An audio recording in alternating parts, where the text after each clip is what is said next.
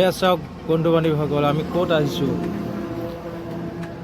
এয়া দেখিছে সকলোখিনি আছে ইয়াত। এয়া খাদ্য বনোৱাত লাগি আছে। চব্জি কটাত ব্যস্ত। এয়া মানে আজি আমি নতুন বছৰৰ প্ৰথম তাৰিখৰ দিনা সকলোৱে মিলি জুলি এসাঁজ খাওঁ বুলি আমাৰ ওচৰৰে নামেৰিত আহিলোঁ, নদীৰ কাণত। এয়া চাওক, ঢেৰ মানুহ আহিছে, গাড়ী ঘোঁৰা ঢেৰ। কিছুমানে সিপাৰে খাইছে, কিছুমানে ইপাৰে আছে নদীৰ ওচৰত। নদীখন মানে ইফালে গুচি আহিলে যে। এয়া দেখিছে কি ধুনীয়া ভিউ। নদীৰ কাণত খোৱাৰ মজাই বেলেগ। এয়া আমাৰ চিল্ডাৰ পাৰ্টি। এতিয়া চাওক ভিডিঅ'টো আৰম্ভ কৰোঁ। এয়া আমি আজি ওলালোঁ নতুন বছৰৰ প্ৰথম তাৰিখৰ দিনা বুলি পিকনিক খাবলৈ। সকলোৱে মিলি এসাঁজ তৃপ্তিৰে এসাঁজ খাওঁ বুলি ওলালোঁ।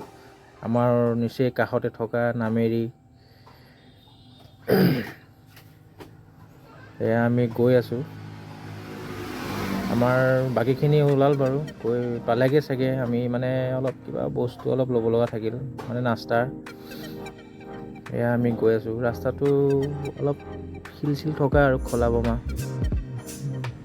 ঢেককৈ যাব লাগিব আৰু। দেখিছে নাই সৰিয়হ খেতি কি ধুনীয়া লাগিছে, ইমান ধুনীয়া সৰিয়হ খেতি ধুনীয়াকৈ কৰিছে। এয়া তামোল বাৰীটো কৰিছে, তামোলৰ মাজে মাজে সৰিয়হ গোন্ধতে একদম আমোল মোলাই আছে, গোটেই সৰিয়হৰ গোন্ধ। চাই ভাল লাগিছে।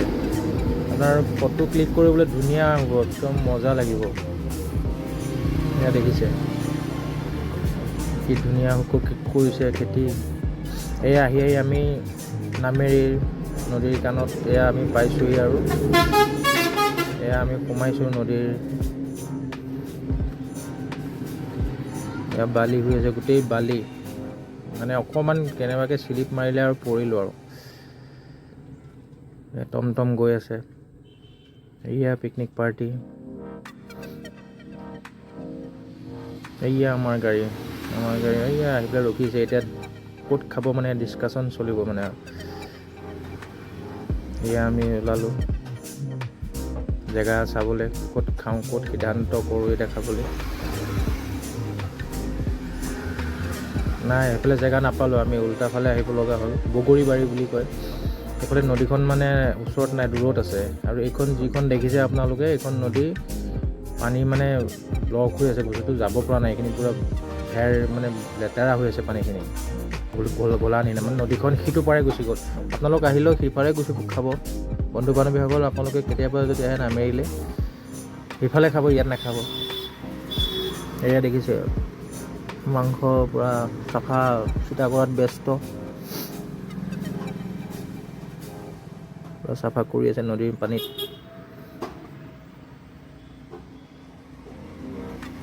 দুইজন লাগি আছে, পূৰা ব্যস্ত।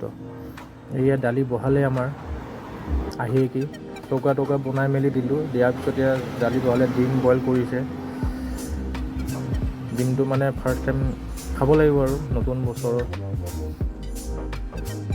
এয়া সকলোৱে মিলি এসাঁজ খাওঁ বুলি এয়া আহিলোঁ।